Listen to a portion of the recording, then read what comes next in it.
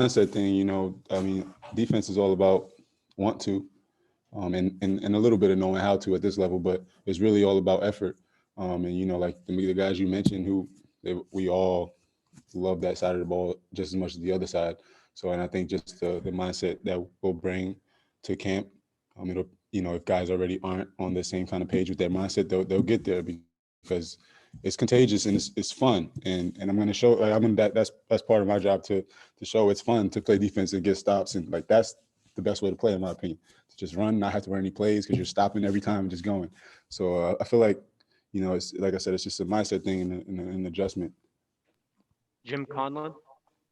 Hi, Mo. You're nearly heading in now since you were drafted 2012. It's nearly a decade now in the NBA. From you started off there as a rookie, and there's a good lot of young rookies here in the Sacramento Kings dressing room.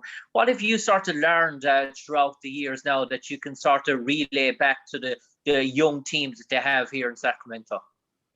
Yeah, I mean, I kind of came in a similar situation. I think it was like 4 or 5 rookies in my rookie year. We all leaned on each other a little bit, but I think important for me, just to be there if they have any questions, be available for any advice or anything like that. And when I see things, to just kind of give little pointers every now and then. But everybody has their own journey. Everybody's journey is different, so you could just give back as much as you can to help them, but you can't. There's no blueprint to it. And Mo, I suppose you have been around an awful lot of teams that had good win stretches, good long stretches, lost stretches, obviously, as well throughout the decades in the NBA. What is it sort of like, maybe galvanizing youngsters that maybe are going through a sort of a rough patch, maybe coming off a 5-match losing streak or something, just to turn that corner and get momentum back on your side again? Is that something that's challenging for young NBA players, and is that where your experience will come into the fold this year? Yeah, I mean, absolutely. The season, it's a long season. There's going to be good times, there's going to be bad times, but the most important thing I think that we all have to understand is that we just got to stay consistent with our approach, stay consistent with our preparation, how we play, and let everything else kind of take care of itself. Like, we're going to lose some games and we're going to win some games, but as long as we stay focused and stay locked in and kind of just stay the course of the whole season, I think we can live with the results. Ron Cunningham.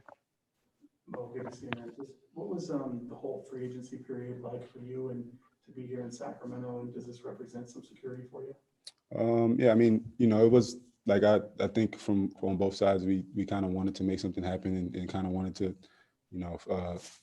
see me back here. So we just worked it out, and it, like, I didn't really talk to any other teams or anything like that. Like, I wanted to be here. I made that clear. They made it clear to me they wanted me here, so we made it happen.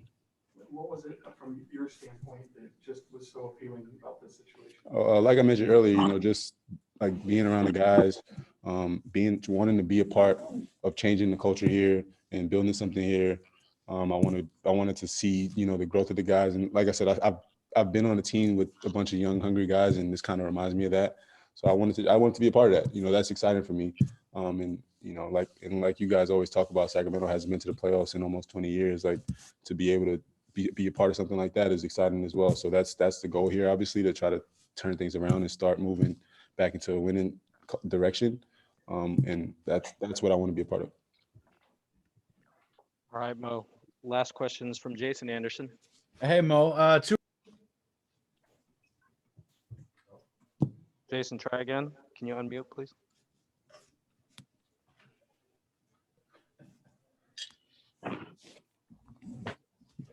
You guys got me or what? Yeah, we got you. Go ahead.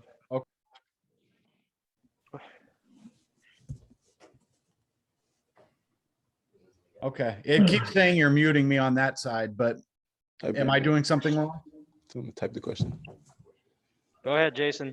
Okay, Mo. Do you have a few words to describe what you've seen from Davion defensively so far? I mean, he's a dog. He gets after. He's picking you up as soon as you cross half court, if not full court. And he doesn't stop. And that's tough. Okay, and I guess elaborate on that if you could. I mean, is he just doing that every possession, every practice? are guys getting sick of him, like being on their, up in their grill? No, I mean, it's throughout basketball. Guys are just playing. He's trying to, get stops, and that's kind of just what's going on. I mean, I don't know what you're looking for, but yes, it's frustrating at times for guys, I'm sure, but it's part of the game. Okay. And I also wanted to ask you about, you talk a lot about the younger guys on this team, and there's also a little added veteran presence on this team. Does it feel, compared to last year, like maybe those two things are meeting a little bit as some of the younger guys grow up and mature a little bit? We've seen that over 2 or 3 seasons here. Are some of the younger guys on this team getting to a place where maybe they're a little bit more of a veteran presence, and we start to see some improvements just in that sense as well? Yeah, I mean, absolutely. Like guys like De'Aaron, he's not a young guy anymore. Like, I wasn't talking about him, or like Buddy, like he's not a young guy. So there's a nice mix, but I think we have a good mix of young guys and veteran players, and I think it's going to mesh well during the season. Thank you, Mo. You're Cool. set.